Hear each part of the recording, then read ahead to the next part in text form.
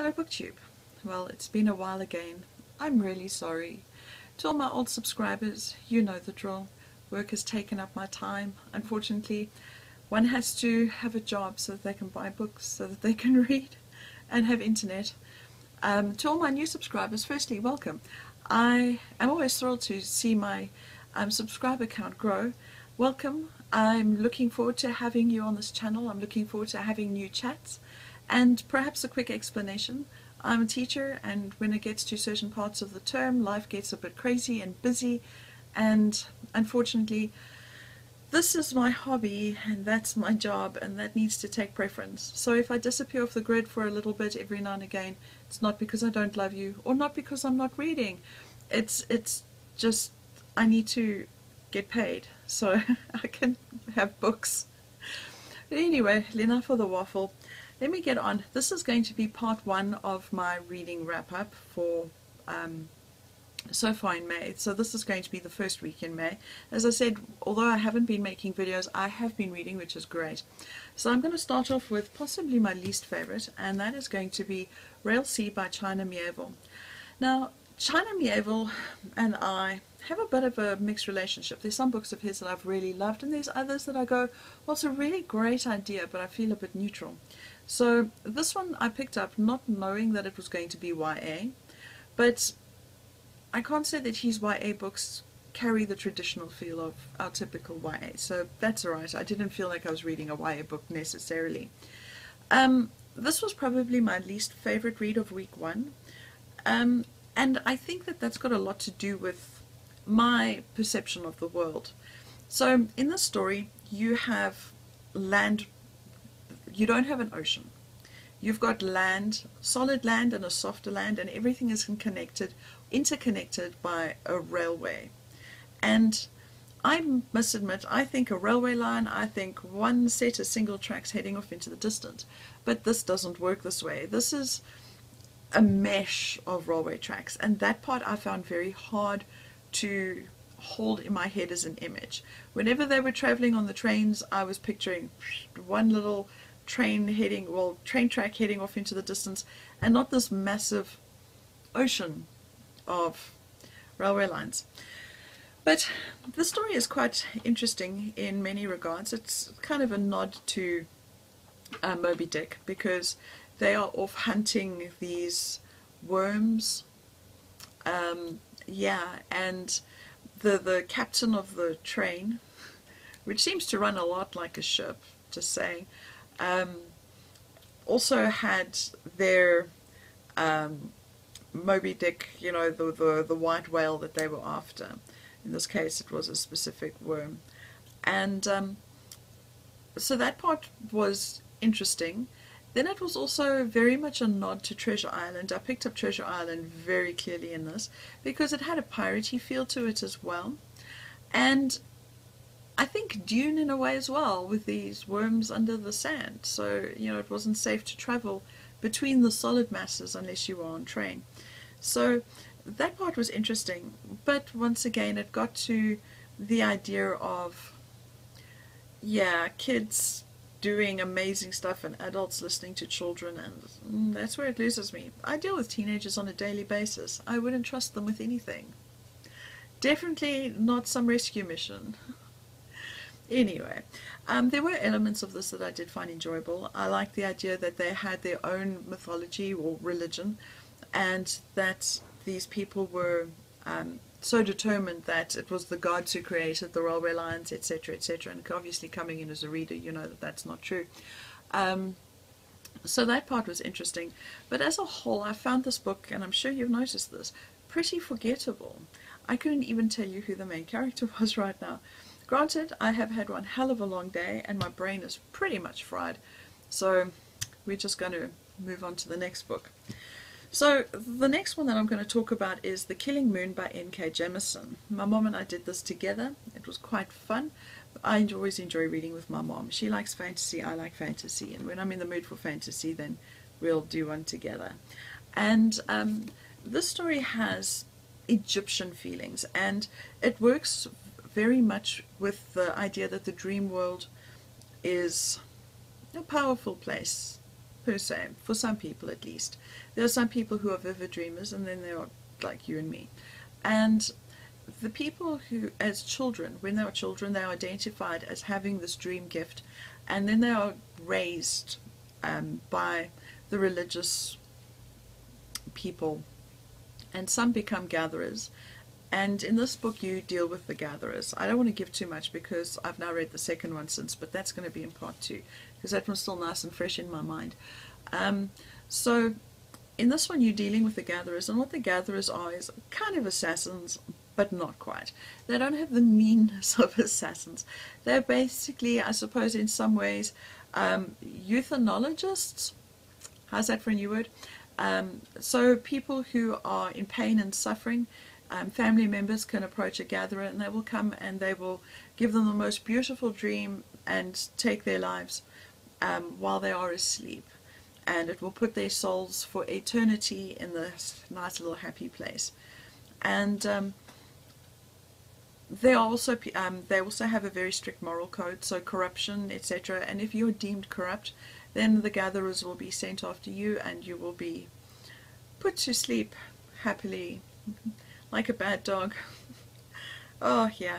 So obviously there is corruption, and I don't think one can honestly imagine a world where there is not corruption. I mean, power is about corruption, isn't it really, one way or another? And well, I don't know many people who've achieved positions of power without some form of corruption. And so the gatherers turn a blind eye to some things because some things are deemed acceptable, which in itself is corrupt. But it's a very interesting story. She's created a magnificent world because you've got different countries or different tribes of people, and some believe in this religion, others don't. Others see the idea of healing through dreams and whatnot as absolute heresy. And as a whole, it was a pretty interesting story, but it's a very slow-paced story. And I must admit that by the time I got to the end, to realize that we did all of that and the people that we went to speak to knew already, I was rather disappointed. Also the war that happened in a page. But I don't want to leave you on a bad note, because this part 2, the sequel, is actually a lot better. But I would recommend reading this one first. I'm going to save speaking about the sequel for the next video, because as I said, it's a lot fresher in my mind, and I'm scared I'm going to forget about these. Well, not forget, but go a bit wishy-washy on the details. So the next book I want to talk about is Interview with a Vampire by Anne Rice. If my mom had wanted to put me off seeing the movie as a child, maybe she would have got somewhere if she said to me it would ruin the book as an adult, because it did. When I was a kid, well, this movie came out, I think, in the early 90s, mid-90s. So I was in prime teenageship there, and Brad Pitt and Tom Cruise and Christian Slater before the whole wife-beating story too, and, you know, they were the Justin Biebers of our day, so of course I watched it more than once. And the movie and the book are so similar as far as the main plot goes. I'm sure there are lots of people going, no, they are not, the book is so much better. And I'm sure you're right. But I saw the movie more than once many, many years ago. And as far as... Alright, so before my phone decided to fill up again, oh, this is why filming videos can be long. So where was I? I was saying that a lot of people would say that they're very different, the book's way better. And I'm sure you're right. But I saw the movie so long ago that, and I haven't rewatched recently, but as far as the bare bones of the plot goes, they're very similar. So I didn't get any sense of suspense because I knew where it was going. I knew who the characters were, and unfortunately they did walk around with a face of Pitt, Cruise and Slater, and Kirsten Dunst actually. So it did really affect my reading. I did, however, feel that Anne Rice wrote it really well. I was very immersed in the story. And from the first page even, when you've got Louis with, oh dear, the interviewer, oh, this is why you shouldn't make movies around midnight. Anyway, when you've got them sitting talking right in the beginning, and they're still establishing whether this interview is going to happen, I was completely engrossed in it. I thoroughly enjoyed it. So I don't know how I can make up my opinion on this book, because there is one other problem. You see, the vegetarian vampire. All I could think of while reading this is that this is what inspired Ed Weird. Yeah. So I don't know how to make up my opinion on this. I think the writing was done well. I think the plot was good. I like what she did with it, but I'm not too sure how much of the book and how much of the movie is influencing my thoughts on it. And now for the last book. So there's very little point in showing this. It's a bareback hardcover. This is Mary Ann by Daphne du Maurier. One of the books that I picked up super cheap at the School Feeding Fund book sale last year. And I've enjoyed the Daphne du Maurier that I've read, so I'm quite happy to pick up more of hers. Now this story follows Mary Ann Clark, who ends up becoming the courtesan for the Prince of Wales around the time of Napoleon Bonaparte, because there were definitely wars going on in France and they were trying to build up an army, etc. And this story I found so interesting on so many levels. The first thing is that you follow Mary Ann as a child. Well, you start with her as a young girl, and you realize that this girl is no idiot. She's very clever, and through means one way or another, she ends up being educated by a man who her stepfather worked for. He had a printing company, and he sends her off to an all-girls, well, to a girls' school. I don't think they had co-ed back in those days, all girls. But anyway, so she learns how to read and write and whatnot, and she is quite opinionated, and she knows that she's very good looking, and she dresses to turn heads, which the ladies that the teachers do not quite approve of. And she comes home, and you can see that she's smart, but she's not always wise, which was appropriate for a youth still. And she falls in love with the first guy that is very good looking and shows an interest in her. And unfortunately she believes his lies.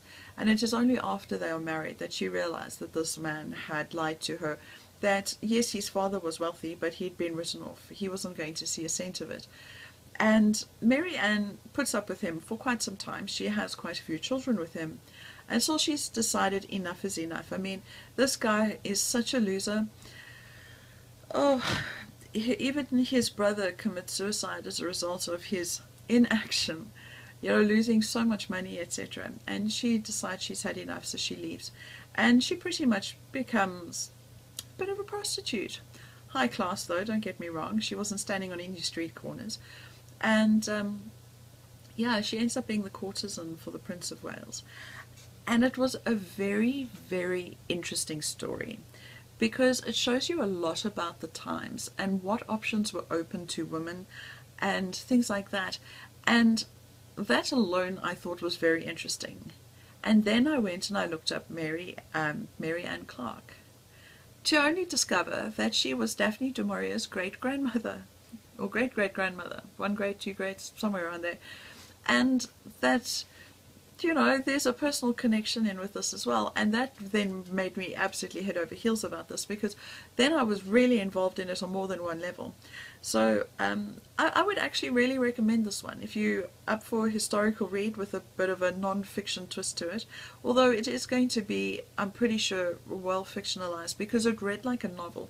You had your introduction, your rising action, your climax, your denouement, etc. So it followed the plot of a regular novel, and life generally does not. Sometimes life ends in the rising action, and sometimes life leaves that denouement way too long. Denouement, sorry. Did I just call it denouement? I say it to the kids like that so they can spell the thing right. Have I just made an ass of myself on YouTube? We'll just ignore it. It's denouement. Anyway, moving on. So, yeah, where was I? So I'm not too sure about how exactly accurate the story is, but it really read as an interesting story, and considering that there is a lot of it that is historically accurate, yeah. And I must admit, there was one thing that I did find lacking in this, and that was towards the end, Mary Ann ends up having to pay consequences for her actions, and they don't go into that. And I would have liked to have seen what that was like.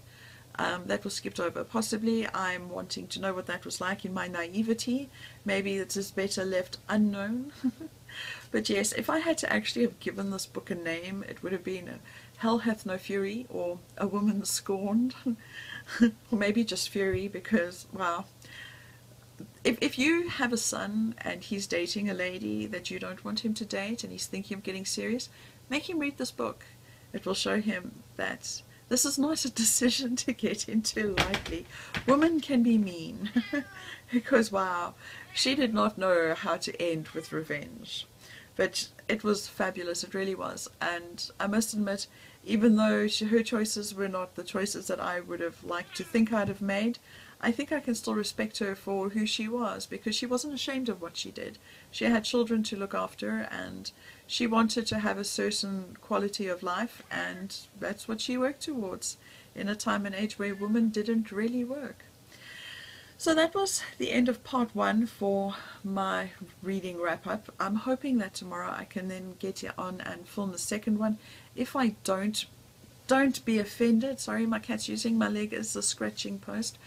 It depends honestly on how much energy I have and how much lesson prep I need to do. We've got 2 weeks, 10 teaching days before the exams start, and whew, there's nothing like the mad crazy rush at the end to try and get unmotivated kids to actually do something like study or listen or bring their books.